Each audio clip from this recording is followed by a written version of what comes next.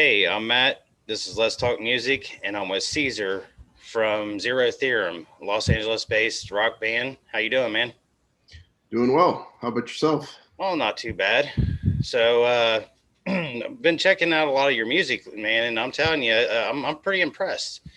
You I guys appreciate got it. that hard rock with that sci-fi deal. I mean, that's kind of a new genre. How did you come up with that concept?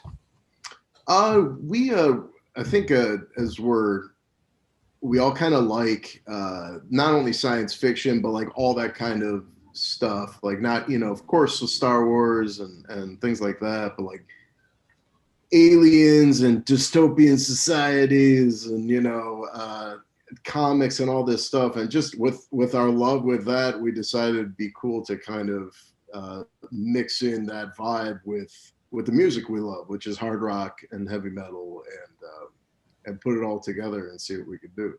Right. So, I mean, some of them videos look like you guys had a pretty good time making them. Yeah, for sure, for sure. So, with the song "You," I noticed that you go from you got a pretty versatile vocal range. I mean, you've got some low parts in there, you got some high parts, and then you got the unclean vocals. Is that something that you're going to bring out more? Is the unclean vocals in future recordings? Definitely.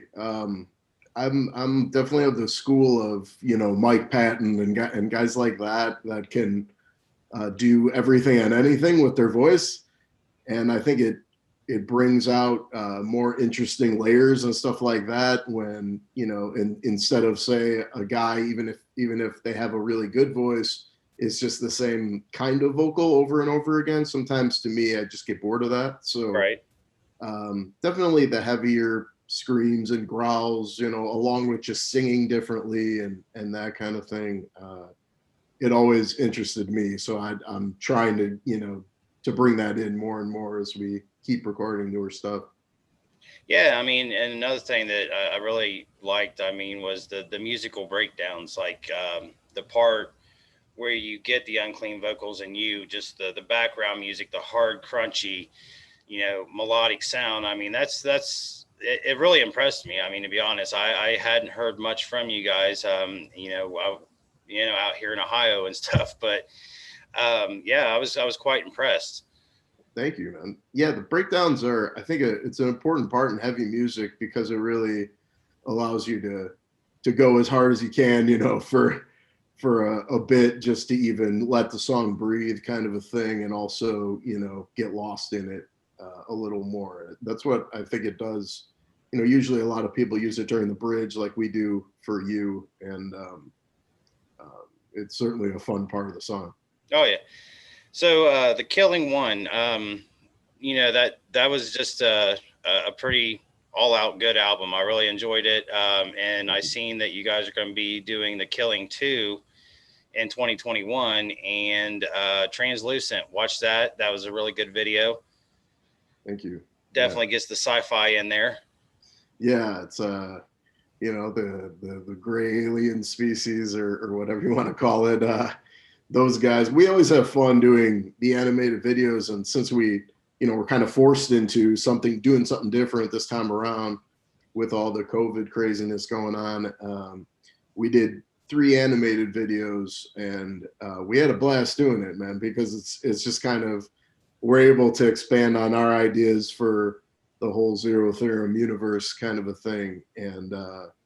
And so yeah, this one, and all of them, different directors, they all did a great job with it. So So it's I been mean, fun. being out there in Los Angeles, man, I mean that's a very competitive area for music. I mean, how do you guys make it different and persevere with? I mean, I've seen that you've got 7.3 audio or 7.3 million audio streams. That's pretty impressive. Thank you. Yeah, we're still independent, so we're trying to do as best we can in that climate. But that being said, we've been very fortunate to work with a lot of people, whether it be musicians and friends of friends. And our producer has done tons with the heavy rock and metal community as well. And We just been we've been fortunate that the people that we've known in LA always kind of around the band and the ZT family, we've always just kind of met good people over and over again, and that's kind of it. You got a lot of different musicians here of different genres and everything else. A Right. lot of them are transplants, just trying to get along and stuff like that. And we've been fortunate that we've had a good group of people kind of in our friends wheelhouse. So Yeah, that's always nice. it So helps how out. I mean, how are you guys coping with COVID? I mean, I know it's got to be driving you nuts not out playing and stuff. I seen that he was getting ready to kick off a tour with Fozzy and a couple other bands, and I mean, how are you guys coping with that? Yeah, there were multiple tours set up. We might have been on tour all year if this thing hadn't hit. So not only with Fozzy and Through Fire and Road of Bliss, but it would have been some other ones too. And it sucks, obviously, right? I mean, for everyone, for Yes. multiple reasons. Not only economic, but obviously health reasons for everybody, and all that stuff. I mean, it's rough. It's rough, but you got to make the best out of the time and do what you can. Even if we're taking separate out jobs or doing deliveries and stuff like that. In the meantime, but with the band, we're still trying to write new music Hmm. and continue to do that because you can. You're home, and also we're working on trying to put together one of those, not necessarily a live stream, but something that we can at least like playing live that we can record and share that with the fans because it's important to keep up kind of a thing. And we're Right. not all bands are set up like that, so it's more difficult for certain bands to be able to do that. But we're Yeah, dying to play again for sure. I Dying to play bet. live. Yeah. So I mean, just I know it's kind of a cliche question about when it comes to interviews, but I mean, who is your guys' influence? Who really just got you guys to be like, okay, this is the style of music we want to do? I heard you mention Mike Patton, Mhm. but more of like mixing the sci-fi in because I mean we have a band out of Columbus, Ohio called Starset that Amazing kind of band. that Yeah. did that, and I mean, like I said, that's kind of an untouched genre. So I mean, who was really your guys' big influence on this? I think we had seen it. It was actually prior to Star Set, I think, right? I think maybe they had My Demons out or something like that. But it was prior to them where we were just kind of like, this is something that we're interested in naturally. This is kind of our thing. As far as just I love the Aliens franchise, and Hmm. Star Wars and all this stuff. And it's always interesting seeing like that series Black Mirror and all those kinds of things have always interested us. So to take that and just kind of have it color our music um, seemed a natural fit because it's really what we like and it's really an interest for us. And that being said, we're trying to create our own thing with it and musically we had always kind of used the alternative metal thing as a tent pole, where it's you got your Pantera and Metallica here, and you got Soundgarden and Alice in Chains, I suppose, from the '90s, as far as like really strong influences, Okay. and then going forward, there's been so many, so we're just trying to kind of put a little bit of everything into it, and I think our sound is going to continue to evolve. There's going to be kind of surprises on every album, and I think nowadays that's a better thing anyway, Oh yeah. where it's not just all the same sound over and over again. With streaming and just with different people liking different songs more, they might not like every song, but we're gonna stray heavier. We're gonna do the piano stuff. We're gonna, it's we've always been interested in doing not having a box around what we're trying to do. So the Right. alternative metal thing allows us to kind of go everywhere, right? So That's cool. Yeah. I mean, I did notice like from becoming you translucent, you can tell that there's a different sound through each. you know, each song. I mean, and Area was another one that I really enjoyed. I mean, it's I think that sticking with your roots is kind of important, but you know, like you said, playing the same sound over and over again, that kind of just gets old. And you know, it's not so much that it gets old for fans. I can see that it gets old for you guys. You know what I'm saying? I mean, I Yeah. would want to experience with new stuff too. Right, definitely. I think it's important for both the band and the fans to kind of grow with, you know, the band and see, you know, okay, well, we didn't like that song, but this song is really good over here, and you know, just kind of talk to one another and make the thing grow. We're always interested in exploring new sounds and territories, and you know, I think people every time and I think it's going to happen again with the newer music where people keep looking over like, wait, that's the same band that did Becoming, or that's the same band, you know, and I think that's good. I think that's a good thing. It is. It is. I think that when you get, you know, when you kind of just based on, I mean, I've been into music since I was a little kid, man. I've been through all kinds of genres, and I've kind of just settled into rock and metal. And I Mm. mean, I think bands that, you know, do the same thing over and over. I mean, there's some that can get away with it, like Megadeth. You know, their sound really hasn't changed over the years, Not but they're too much. Megadeth. You know what I mean? I mean, Yeah. but you guys just, I look forward to seeing some, you know, great things from you guys because like I said, I'm always looking for new music, and I mean, when I listen to you and Translucent both, I kind of got some goosebumps, man. So that's a pretty cool thing there.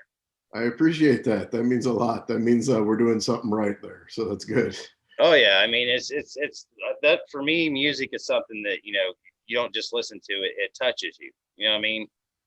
I And completely I agree. think that you know a great thing about a lot of today's artists are they're putting themselves out there instead of putting an idea out there. You know, Right. you guys are putting something that you enjoy doing. You know, with the aliens and the sci-fi videos and the you know hard crunchy rock, and it works. It's great.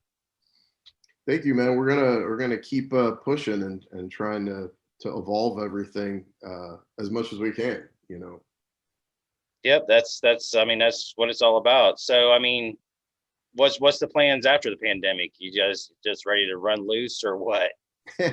Yeah, I mean, we'll see what happens as far as like when things can kind of revert back to even if it's semi-normal where you know there's less people going to shows or whatever it happens to be because we don't know yet, right? So Hmm. and the industry is really hurting, so we'll figure out what happens there, and you know we're ready to go. We're gonna hop back up and get ready to play, you know, play out some of the Killing songs, both one and two, and